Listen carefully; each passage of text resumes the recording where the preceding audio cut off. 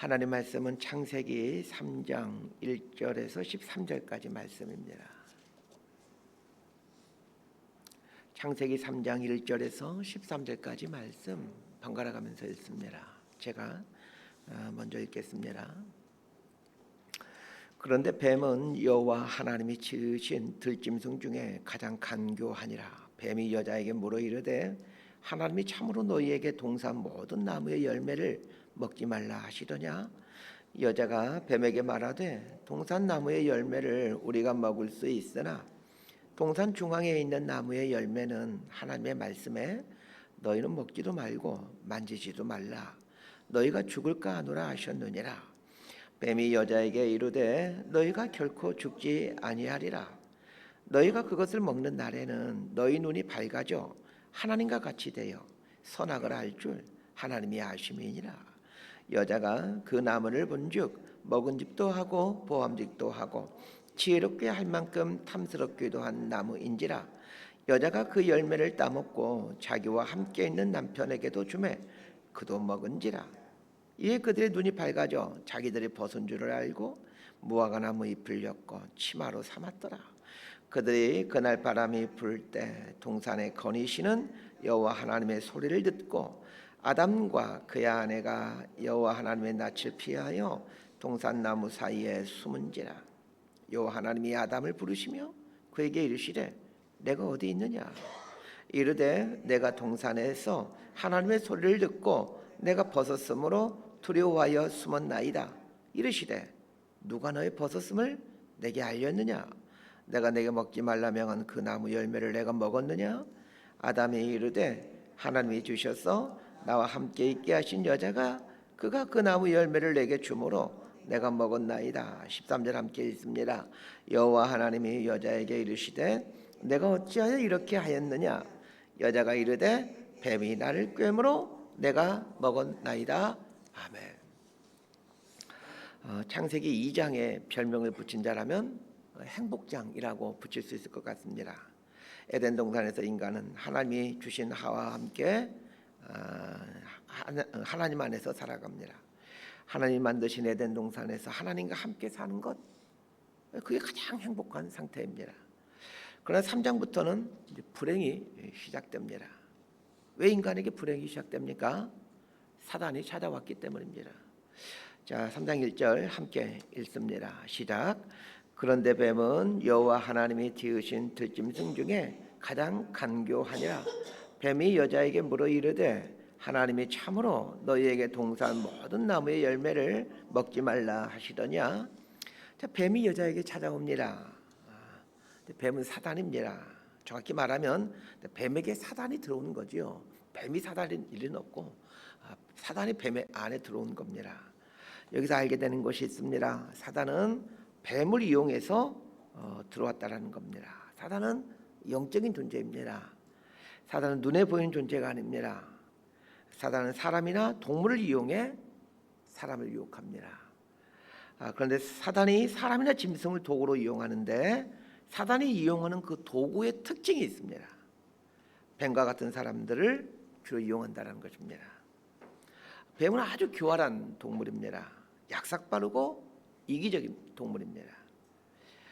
사단은 교활하고 약삭빠르고 이기적인 사람을 이용합니다. 그 약삭빠른 사람 보면 좀 얄밉기도 하고 좀 화가 나기도 하죠. 그러나 여러분, 교활하고 약삭빠른 사람 부러워하지 않게 되길 바랍니다. 사단의 도구로 사용될 가능성이 아주 높은 사람들입니다. 두 번째로 알게 되는 게 있습니다. 사단은 사람을 넘어뜨리기 위해 찾아온다는 겁니다. 사단은 우는 사자와 같이 삼킬 자를 찾아다닙니다. 욥기에 보면 하나님이 사단에게 묻죠. 네가 어디서 왔느냐. 그러자 사단은 땅을 두루 돌아 여기저기 다녔나이다 라고 답변하죠. 사단은 여기저기 두루 돌아다닙니다. 목적은 한 가지입니다. 삼킬 자를 찾기 위해서입니다. 오늘 본문에 보니까 사단이 여자에게 묻습니다. 참으로 너희에게 동산 모든 나무의 열매를 먹지 말라 하시더냐. 하와가 하나님과 깊은 신뢰와 사랑의 관계에 있다라면 사단은 찾아오질 않습니다. 찾아와도 유혹에 넘어가지 않기 때문입니다. 사단이 하와에게 와서 하는 첫 마디가 동산 모든 나무의 열매에 대한 이야기입니다. 여기서 짚고 넘어가야 될 것이 있습니다. 하와가 에덴 동산에 있는 열매, 특별히 선악과에 대해 깊이 생각하고 있었다는 것입니다. 창세기 2장에 보면 에덴 동산 중앙에는 선악과만 있는 게 아닙니다. 선악과 옆에 생명나무도 있습니다. 에덴 동산 중앙에 선악과가 있고 생명나무가 있다라는 것은 어디서나 에덴 동산에 있는 한 어디서나 선악과를 볼 수 있고 어디서나 생명나무를 볼 수 있다라는 말입니다. 하나님께서 원하시는 것이 무엇이었습니까? 어디서나 볼 수 있는 이 생명나무와 선악과를 보면서 하나님을 기억하는 것입니다. 천지 만물의 주인은 하나님이시고 나는 하나님의 피조물이라는 것을 기억하는 것입니다. 선악과를 따먹지 말라라는 말은 하나님을 기억하며 생명나무를 따먹고 살아야 된다라는 말이었습니다.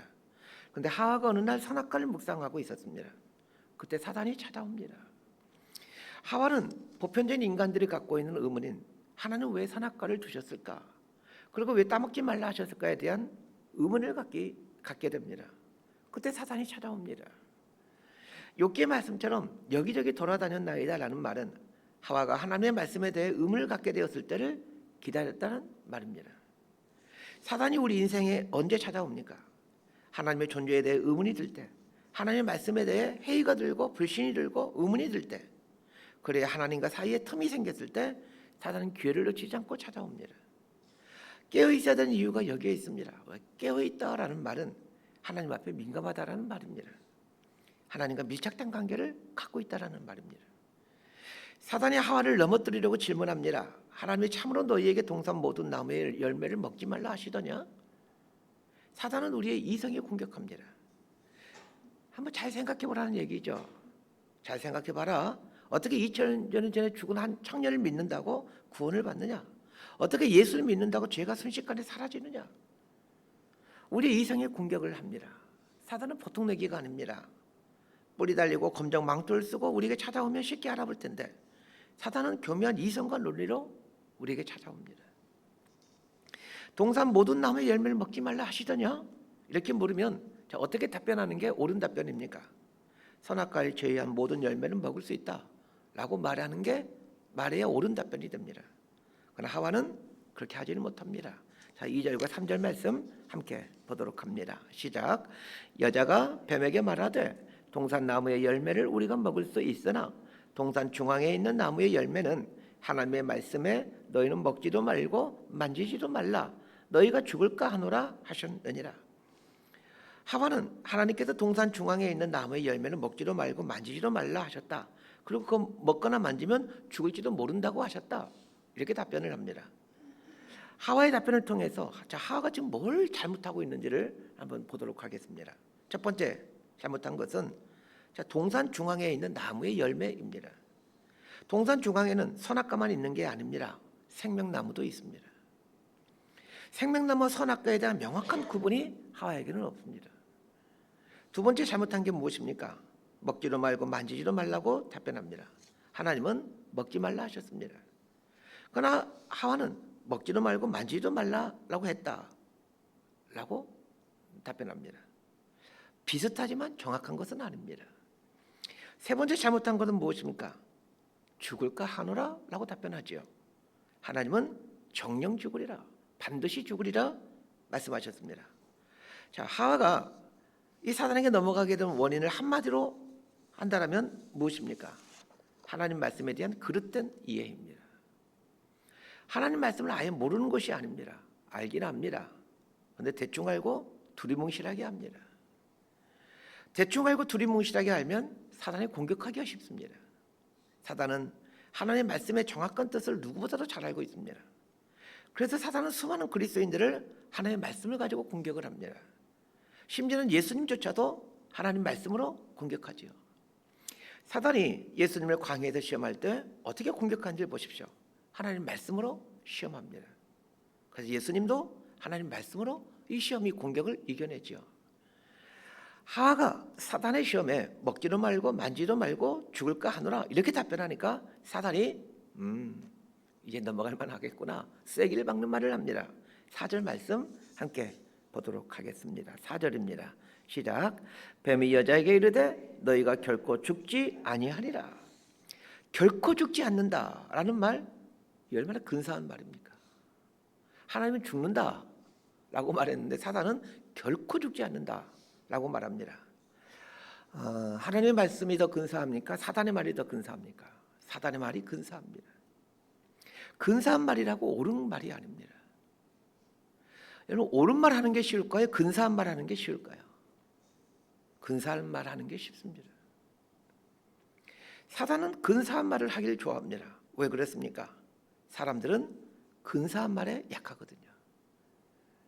설교도 근사한 설교가 듣게 해줬습니까? 옳은 설교가 듣게 해줬습니까? 근사한 설교가 듣기에 좋죠. 성도들 입에서 아멘 소리가 어떻게 하면 나오는지 알까요, 모를까요? 왜 모르겠습니까? 이제 설교한 지가 30년이 되어 가는데. 사단이 하는 모든 이야기를 잘 한번 보시길 바랍니다. 결코 죽지 않는다. 아마 적지 않은 성도들에게 결코 죽지 않습니다. 아멘 할 사람들은 아마 우리나라 성도들 좀 많이 있을 거예요. 영생교 보세요. 영원히 산다. 아멘 하지 않습니까? 하나님과 같이 된다. 이 얼마나 근사하고 심장을 고동치게 하는 말입니까? 사단은 우리에게 넌 죽지 않는다. 넌 하나님과 같이 될 수 있다. 이 근사한 말로 속삭입니다. 그러나 잘 보십시오. 하나님과 같이 되고 싶은 존재는 누구입니까? 사단입니다. 사단의 꿈이 하나님이 되는 것입니다. 하나님처럼 경배받고 싶은 것입니다. 내가 지극히 높은 자와 비길이라. 이렇게 해서 생겨난 존재가 사단이죠. 사단은 우리에게 자신의 비전을 심어주려고 합니다. 왜 그렇습니까?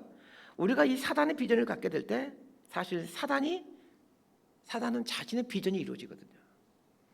인간은 결코 하나님이 될 수가 없습니다. 왜 하나님께서 에덴 동산에 선악과를 주셨습니까? 너희는 하나님이 아니라 인간이라는 것을, 피조물이라는 것을 말해주기 위해서 선악과를 주신 것입니다. 선악과는 이런 뜻입니다. 하나님 입장에서 보면 나는 하나님, 너희는 피조물. 이게 선악과입니다. 너는 피조물이기 때문에 하나님이 될 수가 없어. 이게 선악과입니다. 선악과를 따먹었다는 말은 무슨 말입니까? 나 피조물 되기 싫어요. 나 하나님이 될 거예요. 이게 선악과를 따먹었다는 말의 의미입니다. 우리를 향한 하나님의 정확한 진단은 너희는 피조물이다라는 것입니다. 그러나 우리를 향한 사단의 속삭임은 너희는 하나님이 될 수 있다입니다. 누구의 말이 옳습니까? 하나님의 말이 옳습니다. 자, 5절 말씀을 함께 읽도록 합니다. 시작. 너희가 그것을 먹는 날에는 너희 눈이 밝아져 하나님과 같이 되어 선악을 알 줄 하나님이 아심이니라. 사단이 하와를 유혹하면서 너희 눈이 밝아져서 하나님과 같이 된다 이렇게 말을 합니다. 자, 눈이 밝아진다라는 말은 거짓말일까요? 진실일까요? 진실입니다. 7절을 함께 읽어보겠습니다. 시작. 이에 그들의 눈이 밝아져 자기들이 벗은 줄을 알고 무화과 나무 잎을 엮고 치마로 삼았더라. 선악과를 따먹자 진짜로 눈이 밝아지게 됩니다. 눈이 밝아진다라는 말은 무슨 의미일까요? 이 눈이 밝아진다에 해당하는 히브리어 이 파카흐라는 단어는 열다라는 의미도 있지만 예리하게 관찰하다 이런 의미를 가지고 있습니다. 아주 비판적으로 본다 이런 뜻을 가지고 있는 거죠. 눈이 밝아지게 되면 그 전에 보지 못했던 것들을 보게 됩니다. 왜냐하면 아주 예리하게 관찰하기 때문입니다. 아주 비판적으로 보기 때문에 그렇습니다. 선악과를 따먹자 눈이 밝아지게 되었습니다. 예리하게 관찰하게 되죠. 눈이 밝아져서 첫 번째로 본 게 무엇입니까? 자기들이 벗은 것을 보게 됩니다. 그러면 그전에는 옷을 입고 있었습니까? 그렇지 않죠. 다 옷 벗고 지내고 있었습니다. 그럼에도 불구하고 옷을 벗고 있다는 걸 전혀 알지를 못했습니다. 왜 옷을 벗고 있었는지를 전혀 알지 못했습니까? 콩깍지가 씌었기 때문입니다. 옷을 벗고 있다는 것을 알았다는 말은 이제 서로의 연약한 부끄러움, 나약한 수치, 부끄러움을 보기 시작했다는 뜻입니다. 그래서 무화과 나무 잎으로 치마를 헤매는 겁니다. 자, 눈이 밝아지니까 좋습니까? 나쁩니까? 나쁩니다. 눈이 밝아지니까 상대방의 결점을 보고 단점을 보고 허물을 보고 부끄러움을 보기 시작합니다. 눈이 밝아지지 않는 게 복입니다. 여러분, 우리도 부부가 눈에 콩깍지 씌우니까 서로 이 남자랑 결혼해야 되겠다, 이 여자랑 결혼해야 되겠다라고 결단을 하죠. 그러다가 눈에 이제 밝아지니까, 콩깍지가 이제 사라지고 눈이 밝아지니까 이제 그때부터 싸우기 시작합니다. 부모는 자식에 대해서 사랑의 눈이 멀었습니다. 그래서 자식을 사랑하는 것입니다. 자식에 대해 눈이 밝아져 보십시오. 자식만큼 상처를 많이 주고 자식만큼 눈에서 눈물 많이 나게 하는 사람이 어디 있습니까? 자식이 사랑스러운 이유는 자식에 대해 여전히 눈이 멀었기 때문입니다. 선악과를 따먹고 나자 아담과 하와의 눈이 밝아졌습니다. 그러자 그들은 상대방의 수치스러움을 보고 또 자신의 수치스러움을 보기 시작합니다. 상대방의 수치스러움을 보았기에 상대방을 사랑하기가 어려워지고, 또 자신의 수치와 허물을 보고 있기에 자신을 사랑하기가 어려워지게 되는 것입니다. 많은 사람들이 사실은 자신을 사랑하지 못합니다. 그러기에 다른 사람도 사랑하지 못하죠. 선악과가 우리를 이렇게 만들었습니다. 방법은 한 가지입니다. 예수님을 만나는 것입니다. 예수님을 만나면 나를 사랑하게 되고 또 다른 사람을 사랑하게 됩니다. 자신의 수치 그리고 상대방의 수치를 보자 즉각적으로 무화과 나무 치마를 해 입습니다. 자신의 수치를 가리고자 하죠. 그러나 무화과 나무 잎사귀로 만든 치마로는 수치를 가릴 수가 없습니다. 수치를 가릴 수 있는 방법은 한 가지입니다. 사람이 만든 무화과 치마로는 불가능합니다. 3장 21절 내일 본문에 보게 되면 하나님께서 이 수치를 가려주기 위해서 가죽옷을 지어 입히는 이야기가 나옵니다. 하나님이 만드신 가죽옷이 이 인간의 부끄러움과 수치를 가려줍니다. 그러면 하나님께서 만드신 가죽옷이란 무엇입니까? 예수 그리스도이십니다. 가죽옷을 만들기 위해서는 반드시 동물을 잡아 동물 피를 흘려야만 하죠. 피를 다 빼고 그 가죽으로, 동물의 가죽으로 가죽옷을 만드는 것입니다. 예수님이 피를 다 흘리시고 우리를 위한 가죽옷이 되어주십니다. 우리의 수치로움과 수치와 부끄러움을 해결할 수 있는 방법은 예수님뿐입니다. 선악과로 인해 생긴 모든 재앙을 해결할 수 있는 방법은 예수님밖에 없습니다. 말씀 정리합니다. 하와가 사단에게 넘어가게 된 결정적인 원인은 생명나무를 묵상하지 않고 선악과를 묵상하기 때문입니다. 선악과를 묵상하고 있기에 사단은 나타나자마자 선악과에 대해 이야기를 합니다. 우리가 죄에 대해 묵상할 때 사단은 우리에게 와서 우리의 이성에 속삭입니다. 우리가 탐욕에 대해서 묵상할 때 사단은 우리에게 와서 우리의 이성에 속삭입니다. 괜찮아, 그 정도는 사람들이 다 하고 있잖아, 남들도 다 그렇게 하고 살아, 속삭입니다. 하와가 사단의 유혹에 넘어간 결정적인 이유는 하나님 말씀에 대한 정확한 이해가 없었기 때문입니다.